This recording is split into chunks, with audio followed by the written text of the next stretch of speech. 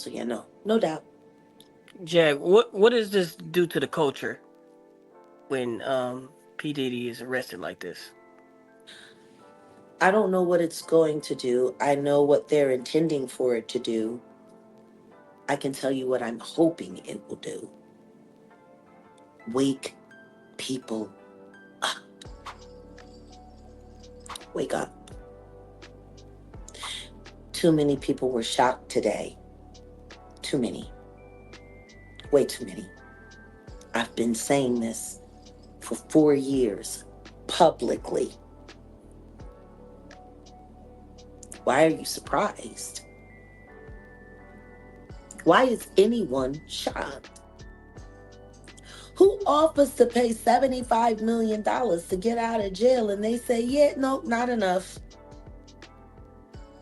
I mean, are we really thinking everyone's talking about his potential bond fees and set bond amounts? Is nobody not looking at how astronomical these numbers are? When's the last American we heard of that needed more than $20 million to get out of jail? Right. Takashi offered 3 million on, like for murder charges, and he offered 75 million for sex trafficking. So if you offer that amount of money and they say, yeah, no, we're gonna put you in jail instead, yeah, I really thought they was gonna let him go. Tonight, Jaguar Wright says the industry's been warned for years. Gene Deal reveals why Diddy's lawyer walked. TMZ's courtroom insider maps out the redemption pitch. And the baby oil headlines that won't go away. This is Jaguar Wright drops bombshell secrets. Jen Deal exposes Diddy plan.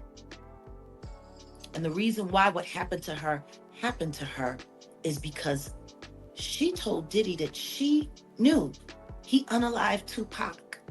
I want everybody to think that's where the story for her started. Why would all that need to happen to her if what she was saying wasn't true? They laugh off everything else. Why didn't you laugh off that? Right? They're unbothered people, right? They all looking real bothered right now. Yeah, no. Let's get right. Let's get right to the lawsuit. We see Jaguar Wright in the lawsuit along with Sean Combs, Diddy, and there's a few others. There's I believe Drewski, Big homie uh, CC. big homie CC's in the lawsuit. And can you explain what was that And lawsuit? Odell Beckham Jr. Odell, yes, let's not forget Odell Beckham Jr. as well. For the people that don't know, what was that lawsuit? Who was it? And the date that they even put on there was like a date you weren't even around to do that. So can you explain? Has anybody really paid attention to how sick that whole thing was and what they said I did? What they said I did. I was in Las Vegas, March 23rd, 2018. I was waiting for them to give me my trial date that I demanded for a crime that I did not commit, that I was released and all charges were dismissed, nulle prosecute,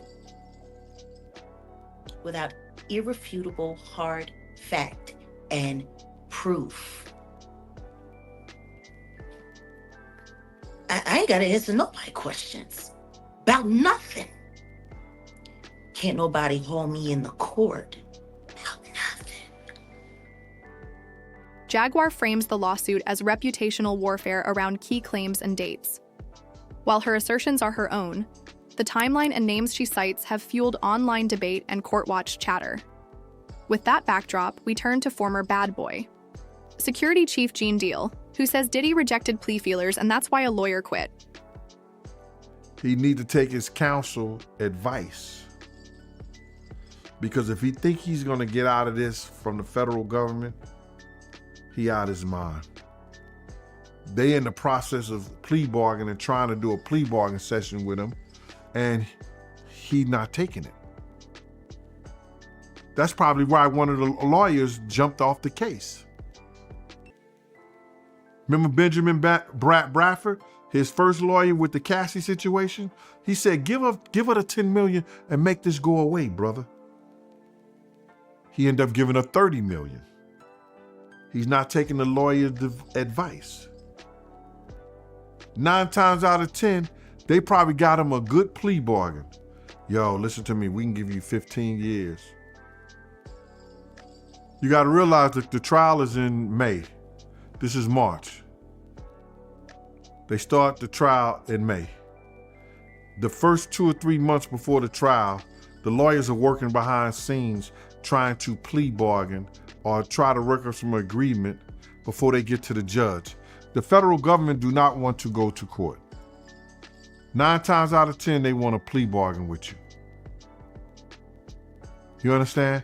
You accept the plea, you accept the time. They'll do another superseding indictment and add those 2 if he don't take the plea. If he don't take the plea bargain to the sex trafficking or whatever stuff like that, they're gonna say, okay, let's add the guns to it and let's add the drugs to it. Gene's point, when defendants refuse deals, prosecutors can stack counts via superseding indictments. He suggests guns and drugs could trail the core charges if talks collapse. Sean Diddy Combs. Right. Would you consider pardoning him? Well, he was essentially, I guess, sort of half innocent. Yes. I don't know what they do. He's still in jail or something, but he was celebrating a victory, but he seems, I guess it wasn't as good as a victory. Probably, you know, I was very friendly with him. I got along with him great. And seemed like a nice guy. I didn't know him well. But when I ran for office, he was very hostile. He said some not so nice things about you, sir. Yeah, and it's hard, you know, like you, we're human beings. Right. And we don't like to have things cloud our judgment, right? But when you knew someone and you were fine, and then you run for office and he made some terrible statements. So I don't know, it's more difficult. It makes it more, I'm being honest, it makes it more difficult to do. But more likely a no for Combs? Meanwhile, even the pardon question is politicized. When asked whether he'd consider clemency for Sean Diddy Combs, Donald Trump admits personal history complicates judgment. It makes it more difficult, and notes sentencing is set for October 3rd on 2 prostitution-related counts, with prosecutors pushing a stiffer guideline range than the defense. Translation: any Hail Mary hope for a presidential rescue isn't a clean yes here. Because he will not be allowed back in court. The judge said next time. So he probably let Diddy get away with it to see how far he was going to do it. But then he said, nah, we're not having this. Because you got to realize the jury is not sequestered. They go home every day. And he's known for tampering with witnesses. If you go through the trial right today, you see how he was trying to tamper with some of the people by having security, D-Rock, and other people talk to them. They are saying that in their testimony. So the judge is very aware of the fact by hearing the testimony of some of the witnesses that he was trying to tamper with the investigation. Courtroom temperature check. According to Gene, the judge warned Diddy about any behavior that could influence jurors, who weren't sequestered. He alleges prior patterns of tampering buzz involving associates. The judge's subtext? Not in my courtroom. Any whiff of interference risks sanctions, or worse. Yeah, that's the And question. all of it's going to be based on a hate crime. Because I do believe that the reason why I was put in that lawsuit was because I was awarded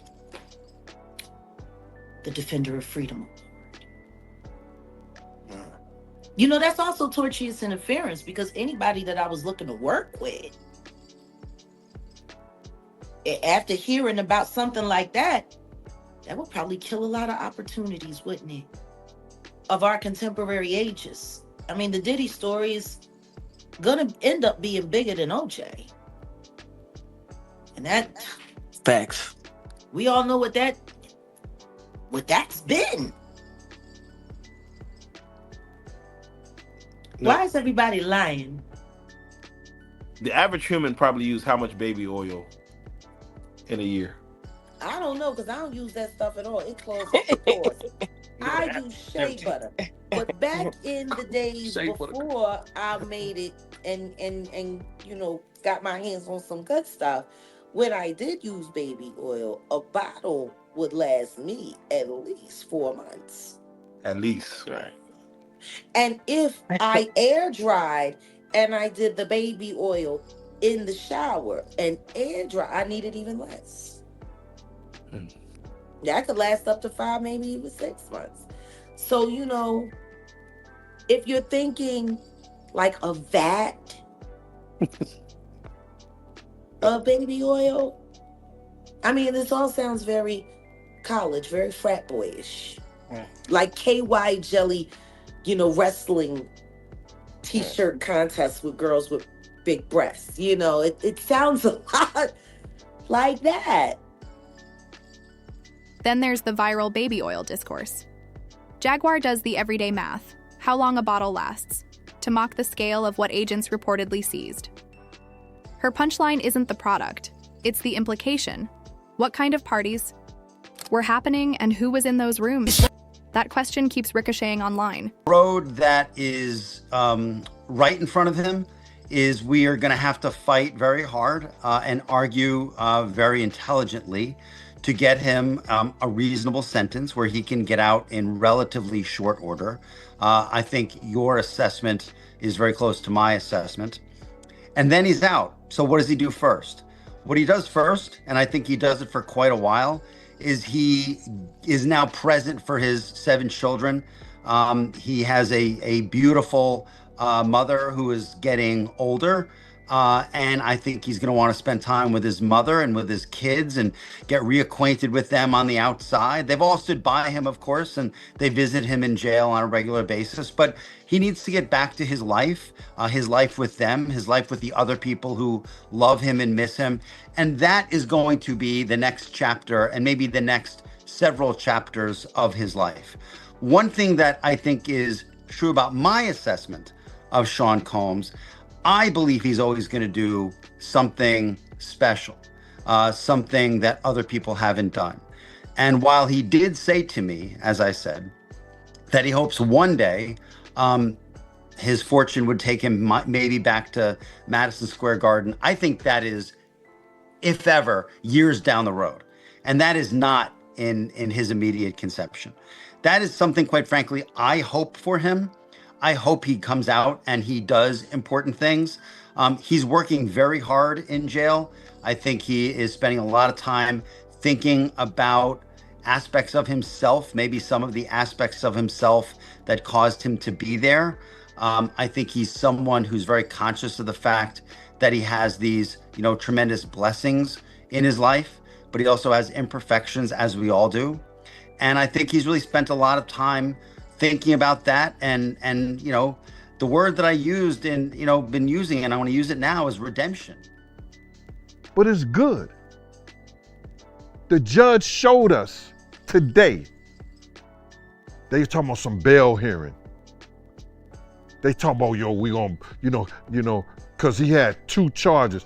I don't understand that people sitting there talking about, he gonna get probation. No, dummy.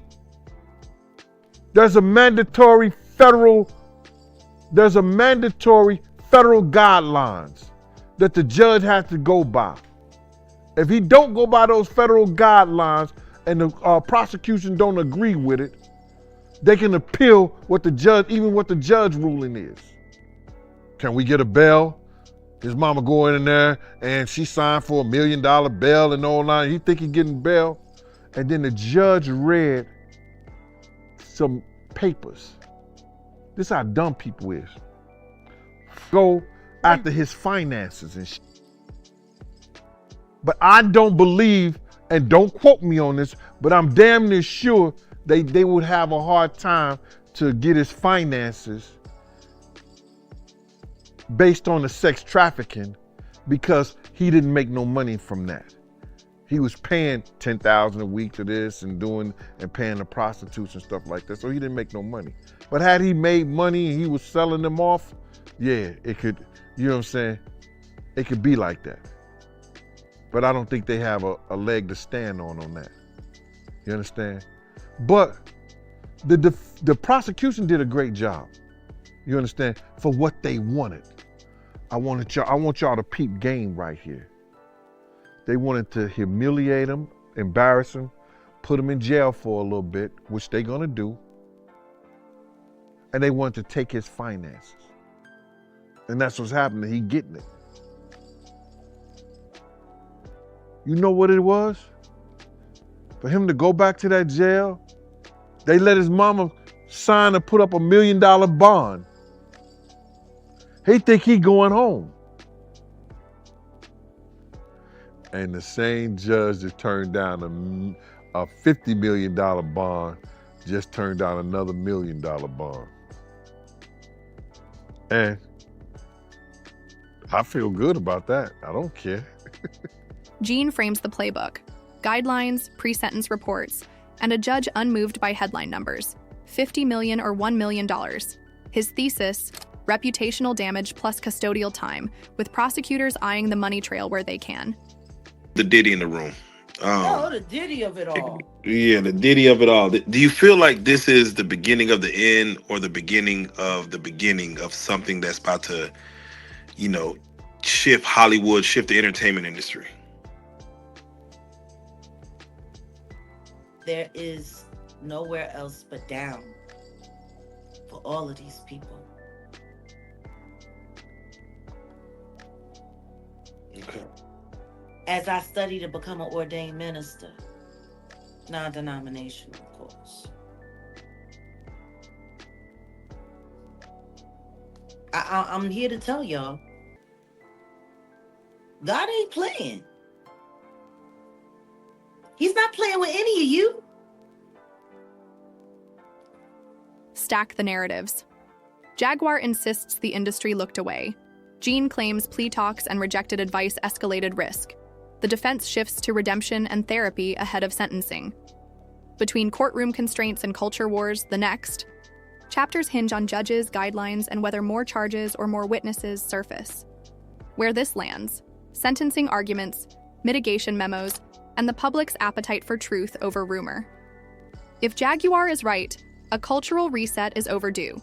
If the defense persuades, the headline shifts to rehabilitation.